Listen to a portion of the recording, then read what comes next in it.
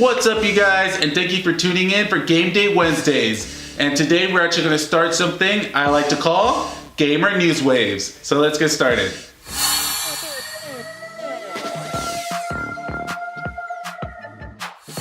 So for today's Gaymer News Wave, I'm going to talk to you guys about E3. And since I'm actually going to be there this year, I'm going to tell you guys my top 3 games I'm most excited to see. And also 3 predictions I think might happen this year. So let's get started with the 3 top games I'm most excited to see. Now, the first game I'm most excited to see is Kingdom Hearts 3. And if you've been following it since they announced it way back then, you know this game has been in development for quite some time. And finally, this game is going to be playable at this year's E3.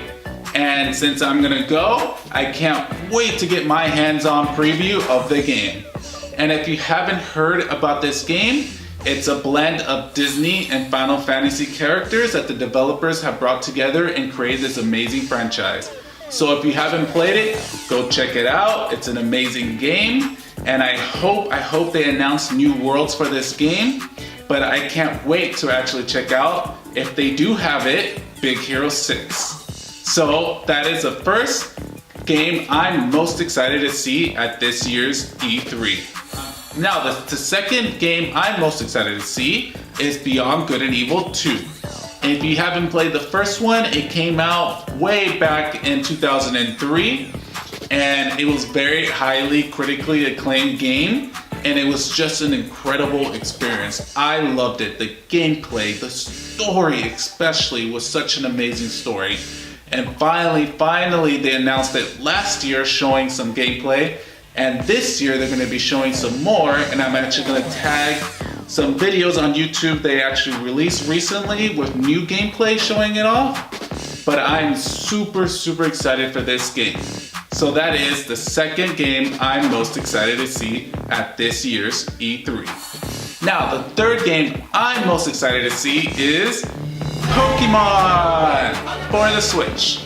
Now they announced this game back at last year's E3, and they're finally going to have a full-on reveal at this year's E3. And hopefully we can get a playable demo at the show floor, and hopefully I get to try it out, because I'm a huge fan of Pokemon, and I'm a big fan of the show, of the video games, and I can't wait to check this game out, and that it's finally going to be on a home console. And even better, that it's going to be on the Switch, which is a home console handheld hybrid. And there's been so many rumors going around that it's a remake, that it's not a remake, but whatever it turns out to be, I'm gonna play it and I'm gonna love it. So that is the 3 games I'm most excited to see at this year's E3. So now for the 3 predictions that I think might happen at this year's E3. Now these are my craziest, wildest, wishful predictions that I want to happen, but don't end up happening. But who knows, let's give it a try. The first one is that Sony announces their new handheld gaming system.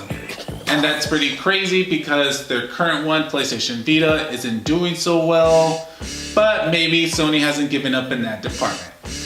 The second prediction is that Microsoft enters the gaming handheld systems.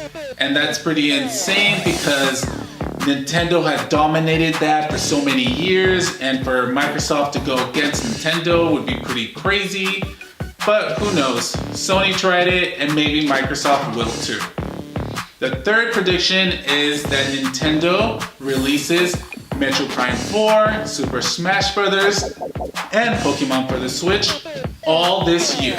And that would be insane because I love all 3 of those games, and if they do release them all this year, it would be a crazy lineup. And I'm gonna be gone for this holiday season. So those are my 3 predictions that I think might happen at this year's E3.